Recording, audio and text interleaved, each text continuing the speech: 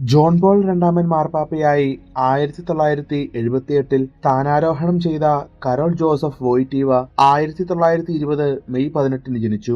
1920 June 20 മാമോദിസ സ്വീകരിച്ച Joseph 9ാമത്തെ വയസ്സിൽ ആദ്യ കുർബാനയും 18ാമത്തെ വയസ്സിൽ തൈലലേപനവും സ്വീകരിച്ചു. രണ്ടാം ലോകമഹായുദ്ധകാലത്ത് അന്നു വേണ്ട അപ്പത്തിനു വേണ്ടി പാറമടയിലും സ്ലോവേക് കെമിക്കൽ കമ്പനിയിലും ജോലി ചെയ്ത വോയ്റ്റീവ 1942 തന്റെ ദൈവവിളി തിരിച്ചറിഞ്ഞു.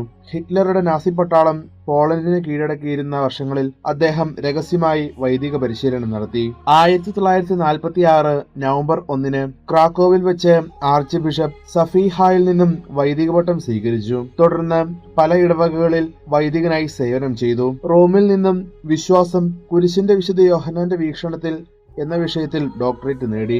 1978 ഒക്ടോബർ 16 കർദിനാൾമാരുടെ സംഘം കരോൾ ജോസഫ് വോയ്റ്റീവയെ തിരുസഭയുടെ 264ാമത്തെ മാർപ്പാപ്പയായി തിരഞ്ഞെടുക്കുകയും ഒക്ടോബർ 22 അദ്ദേഹം ജോൺ പോൾ രണ്ടാമൻ എന്ന നാമധേയം സ്വീകരിക്കുകയും ചെയ്തു.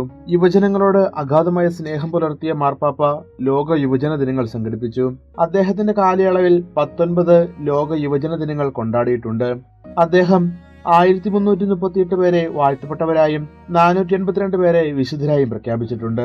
നീണ്ട 27 വർഷം പത്രോസിന്റെ പിൻഗാമിയായി തിരുസഭയെ നയിച്ച ജോൺ പോൾ രണ്ടാമൻ മാർപ്പാപ്പ 2005 ഏപ്രിൽ 2 ഈ ലോകം വിട്ട് പിതാവിങ്കിലേക്ക് യാത്രയായി.